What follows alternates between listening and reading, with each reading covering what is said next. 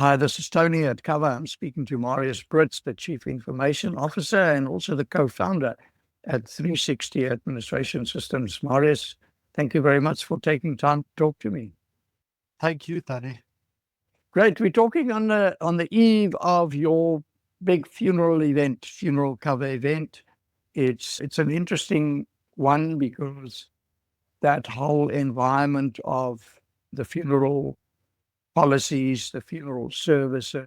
It's a very interesting and also a very complicated environment. As much as we try to make the policy simple, the environment of funeral insurance is quite a challenge. So it's interesting for me that you're doing an event being an administration systems company. So I think if you can give us a little bit of the context and the connection as to how did 360 Administration Systems come about hosting a funeral insurance event? No problem at all. So the idea started roughly at the end of last year, but it's been quite a long time coming. So like our company, we started out as a broker or an IT company for brokerage. And we started seeing that the fees and things involved with running some of these systems with licensing and all of that became too much. We went web-based, open source, and started a system. And we were luckily enough for one of the big insurance companies to see what we were busy with, and we were very interested. And then basically 360 Administration Systems was born. We started a company, we broke away from this brokerage, and we started a web-based system with this client on board. And then as it progressed, we saw we're not just a systems provider. We became some sort of, like you can say, advisor to all of these schemes, these brokerages. We started helping them with like some of the compliance, not directly, but by putting them in contact with the right people. And because then our system started growing into, instead of one insurer using it, we started making use of multiple insurers, multiple payment gateways. And we started becoming like this middle man in between like all of these different businesses and things running around the funeral industry itself, and specifically the funeral policy industry. And then we said, basically, we're not just the system. We actually help people like get the right payment platforms involved in place, get the right insurers in place, and start putting all of the people and basically the right people in place with each other. And then at the end of last year, myself and my business partners had a discussion, and we said, you know what, so many people ask us for advice on how to start certain things. What's the intricacies with compliance? What's happening with fraud? Because there's a lot of stuff happening in the SAFIS space. And then we said, you know what, instead of like just speaking to all of these people one at a time and trying to help them out, everybody in this industry are facing the same issues. It's not just one company. It's not just one person. They all have the same issues when it comes to fraud, payment providers, insurance companies, understanding the fees. And then we said, you know what, let's start a summit. And we got a few people that we know involved in this. We got a events company involved that we've been working with. We mentioned it to some of our insurance partners and some of our payment partners, and we've just had a overwhelming response. People just started jumping on board because they say, you know what, this industry needs someone to actually educate the market and also to show people what innovations there are out there. And that's basically how the SAFIS Summit was born. Okay, perfect. So obviously you in your industry, in the business that you are in, as well as now in preparation for this event, etc., what were the pain points and the issues that you were trying to address in this industry?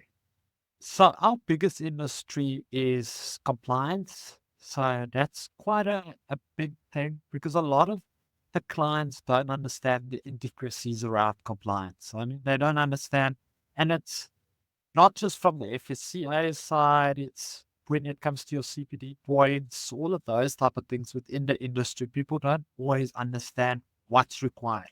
people start the brokerage, they know they need an underwriter, and that's pretty much it from what we've seen. So from a compliance aspect, a lot of people don't know it. You just need to get agents that are able to read and write to sell policies.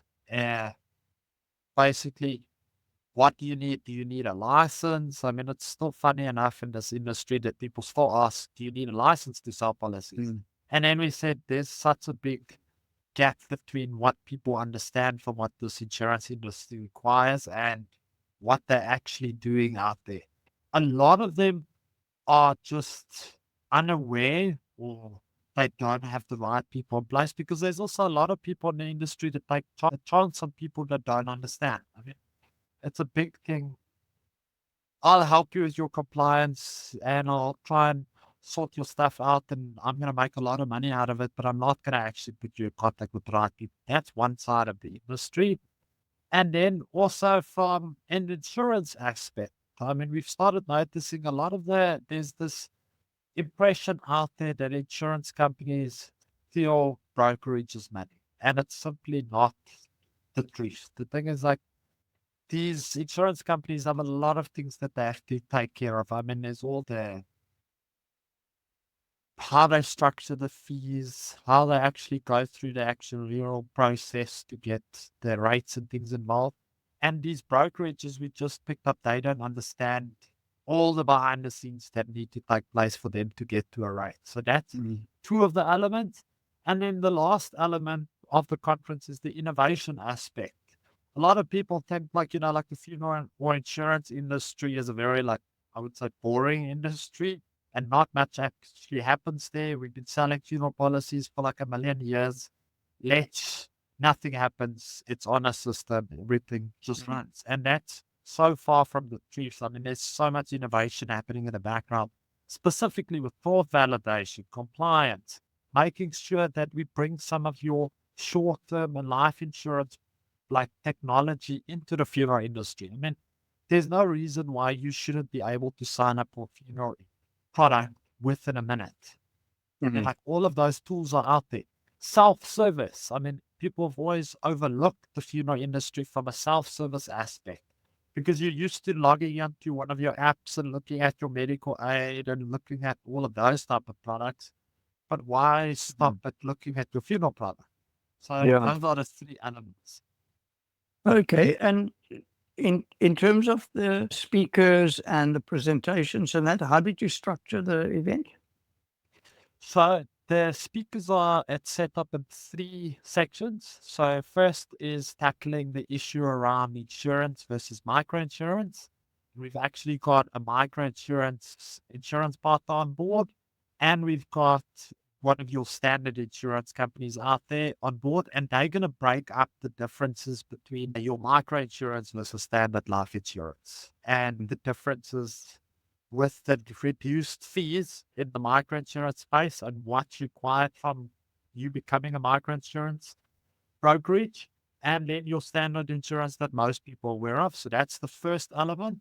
Then the second element is compliance. So we're going to break down all the requirements that brokerages require from a compliance side of the business.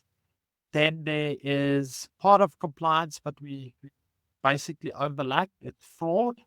So we're also going to discuss some of the fraud aspects in the market, what type of fraud is happening currently with paying out claims, onboarding people, because SASA has been a giant thing in this industry. Everybody is trying to sell policies where you can make SASA payments.